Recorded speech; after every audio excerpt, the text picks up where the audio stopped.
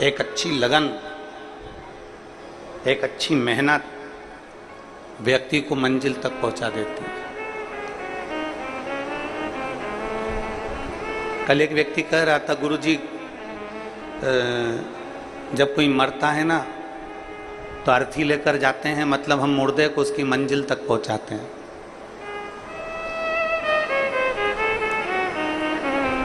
जब कोई मरता है तो हम अर्थी लेकर जाते हैं तो मुर्दे को उसकी मंजिल तक पहुंचाते हैं। हमने उस बेटे से कहा नहीं, आप मुर्दे को मंजिल तक नहीं पहुंचाते, मुर्दा आपको मंजिल दिखाकर आता है कि यहाँ लास्ट का स्टेज है, यह आखिरी मंजिल। आप मुर्दे को मंजिल तक नहीं ले जा रहे, मुर्दा आपको मंजिल दिखा रहा है कि अंतिम बिंदु यहाँ है, आखिरी यहाँ पर है।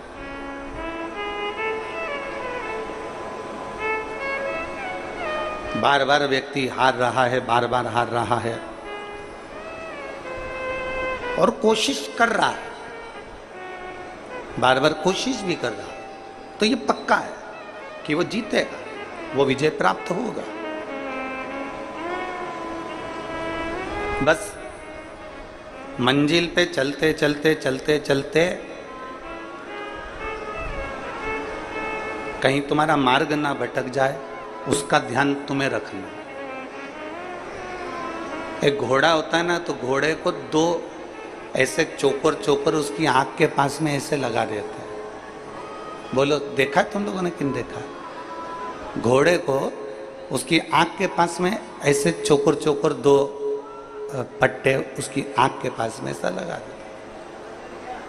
कारण क्या होता है कि वो घोड़ा यहाँ वहाँ ना देखे, सीधे देखे, अपनी मंजिल की ओर सीधा चले।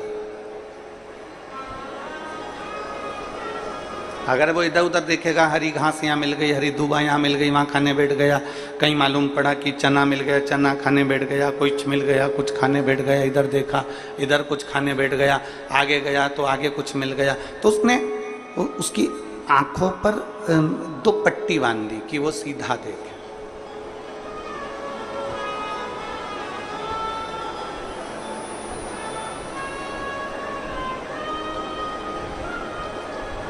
ये शिव महापुराण की कथा जो है ना, ये भी पट्टी का काम करती है। ये शिव महापुराण की कथा भी पट्टी का काम करती है। और शिव महापुराण की कथा कहती है कि ना तुम्हें इधर देखना है ना तुम्हें उधर देखना है, अपने लक्ष्य पर और अपनी मंजिल पर देखना है, और जहां तुम्हें जाना है वहां तक तुम्हें देखना है। शिव पाने के लिए लगता है, भगवान शंकर को अपना बनाने के लिए लगता है, तो वो तुम्हारे अपने बनेंगे।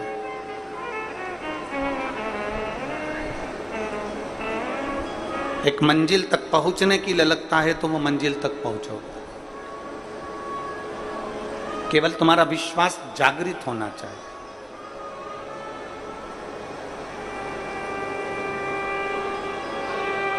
और जिस दिन तुम्हारा विश्वास केंद्रित हो गया, जागृत हो गया, तो फिर ये पक्का है कि तुम्हें कोई नहीं रोक सकता तुम्हारी मंजिल तक जाने से, तुम्हें कोई नहीं रोकेगा।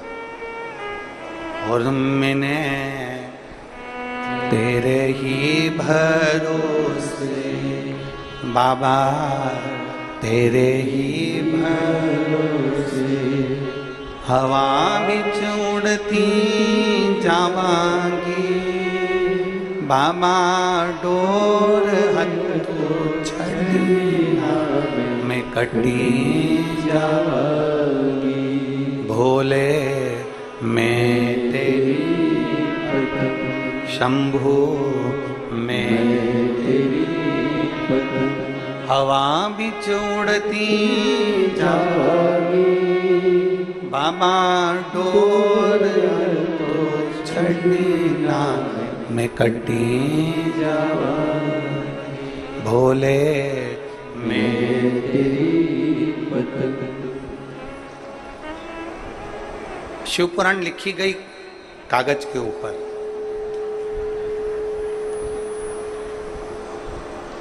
गीता लिखी गई कागज के ऊपर, रामचरितमानस लिखी गई कागज के ऊपर, श्रीमद् भागवत लिखी गई कागज के ऊपर। क्यों लिखी गई? लिखने के लिए वस्त्र भी मिल जाते, लिखने के लिए और भी सामग्री मिल जाती, पर लिखा कागज पर गई है।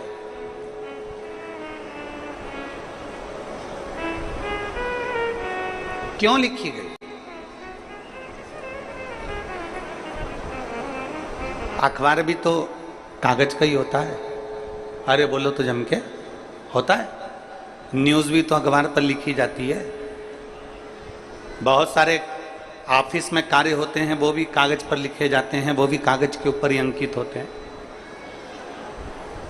बहुत सारी बातें होती हैं जो कागज पर लिखी जाती है, पत्र भी कागज पर लिखा जाता है, ऑफिस का वर्क भी सारा कागज पर होता है, होमवर्क भी कागज पर होता है, किताबें भी कागज पर होती हैं, और अखबार की जो न्यूज़ की कथाएं हैं, कहानियां हैं, काव्य है, सब अखबार पर लिखे जाते हैं। न्यूज़ भी अखबार पर लिखी जाती है, मैगजीन भी अखबार पर कागज पर लिखी जाती है, और पुराण, शास्त्र, गीता, रामायण, ये सब कागज पर लिखे जाते हैं।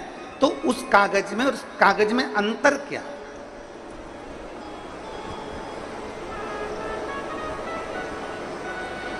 उस कागज में और इस कागज में अंतर क्या? सबसे बड़ा अंतर है कागज का, कागज एक ही है।